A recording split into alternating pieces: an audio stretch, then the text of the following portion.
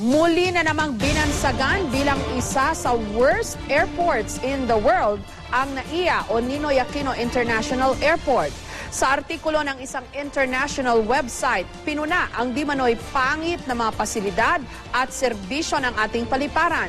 Pero sagot ni Transportation Secretary June Abaya, wala naman daw bagong sinabi ang artikulo. May report si Micaela Papa. 32 milyong pasahero raw ang taunang gumagamit sa Ninoy Aquino International Airport. Kahit pa 6 na milyong pasahero lang ang orihinal na kapasidad nito.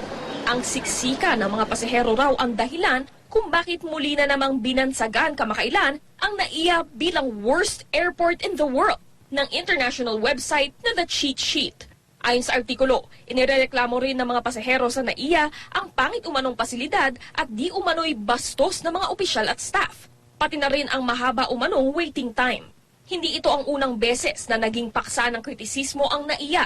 Noong 2013, pinangalanan din ito bilang world's worst airport ng international website na The Guide to Sleeping in Airports. Batay raw ito sa ratings na ibinigay mismo ng mga biyahero pagdating sa comfort, convenience, cleanliness at customer service. Pero sagot ng Department of Transportation and Communications o DOTC, tila wala naman daw bagong nilalaman ang artikulo. Yung author ng report na ito is the same author that reported in 2012. So parang regurgitated. This is not something new. Bagamat aminadong hindi perpekto ang mga pasilidad ng NAIA, hindi naman daw masasabing bastos ang mga airport personnel. I could see long lines, probably kulang sa comfort room, pero wala pa akong nakikitang sinabing bastos tayo.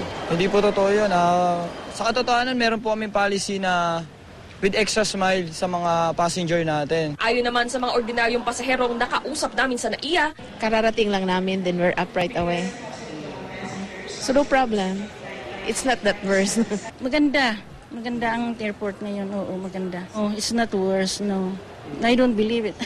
Kagabi naman pinasinayaan ni Pangulong Aquino at ni Secretary Abaya ang paglipat ng Emirates sa NAIA Terminal 3. Ang Emirates ang isa sa pinakamalaking airline sa buong mundo. Bilang bahagi ng pagdiriwang, lumabag sa NAIA ang double-decker Airbus 380, ang itinuturing na pinakamalaking passenger airplane sa buong mundo. At ang pilotong nagpalipad ng higanteng eroplanong ito, isa lang namang Pilipino, ang kababayan nating si Captain Franklin Desiderio. Si Desiderio ang unang Pilipinong certified na magpalipad ng Airbus 380. Bago ang pagdiriwang, ininspeksyon din ni Pangulong Aquino ang mga pasilidad ng NAIA 3. Micaela Papa, GMA News.